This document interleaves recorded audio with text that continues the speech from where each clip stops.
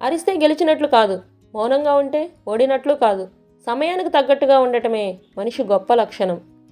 ఏ పని చేసినా ధైర్యంగా చెయ్యి, అదే నిన్ను ఓడిపోయినా పడిపోకుండా చేస్తుంది. పోరాడవలసి వస్తే సింహంతో పోరాడు, ఓడినా చివరికి చచ్చినా వీరుడిగా మిగులుతావు. బురదలో దొర్లే పందితో పోరాడుకు, వంటి నిండా బురద, తర్వాత దురద మాత్రమే మిగులుతుంది.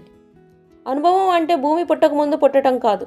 ఏదైనా మాట్లాడే ముందు ఎదుటి వ్యక్తి మనసు నొచ్చుకుంటుందా అని ఆలోచించి మాట్లాడే బుద్ధి ఉండటం. అది లేనప్పుడు ఎంత వయసు ఉన్నా అనుభవం ఉన్నా వ్యర్థమే. నీ జీవితం అనే సినిమాకి నువ్వే కథానాయకుడివి. అలాంటప్పుడు నీ జీవితాన్ని నువ్వు ఎలా నడుపుతావు అన్నది పూర్తిగా నీపైనే ఆధారపడి ఉంటుంది. నిన్ను విమర్శించే వాళ్ళను ఏమీ అనకు, ఎందుకంటే నిన్ను చూసి సిగ్గుతో వాళ్ళు తలదించుకునే రోజు వస్తుంది కాబట్టి. కష్టాలను తొలగించమని ప్రార్థించడం కన్నా వాటిని ఎదిరించే శక్తిని ఇవ్వమని ప్రార్థించడం మిన్న. ఏది శాశ్వతం? నీ వెనుక ఉన్న డబ్బా, నీ మొహానికి ఉన్న అందమా, నీతో ఉన్న అధికారమా? అసలు నువ్వే ఈ భూమి మీద శాశ్వతం కాదు. ఇవన్నీ నీకెలా శాశ్వతం అవుతాయి? ఒంటరిగా తల్లి గర్భం నుంచి వచ్చావు, ఒంటరిగా భూగర్భంలోకి పోతావు. ఇదే శాశ్వతం. నువ్వు ఏ పని చేసినా ఎవరో ఒకరు రాళ్ళు విసురుతూనే ఉంటారు. వాటితో నీ చుట్టూ గోడ కట్టుకోవచ్చు, వాటన్నింటినీ నీకు గెలుపు బాటగా మార్చుకో. జీవితం అన్నింటినీ పరిచయం చేస్తుంది. తట్టుకోలేని ఆనందాలను, భరించలేని బాధలను.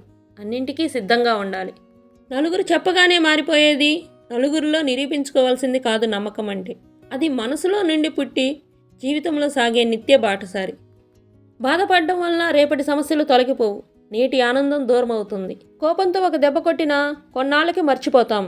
కానీ మంచిగా నటించి నమ్మకం మీద కొడితే దానివల్ల బాధపడ్డ మనసు కొన్నాళ్లకు మనుషుల్ని నమ్మటమే మానేస్తుంది.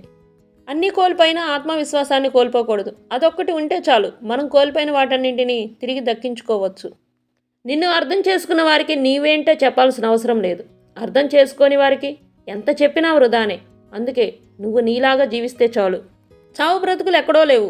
ధైర్యంలోనే బ్రతుకు ఉంది, భయంలోనే చావు ఉంది. తప్పు చేయనంత వరకు ఎవరికీ భయపడాల్సిన అవసరం లేదు. భయపడడం మొదలు పెడితే నీ నీడ కూడా నిన్ను భయపెడుతుంది.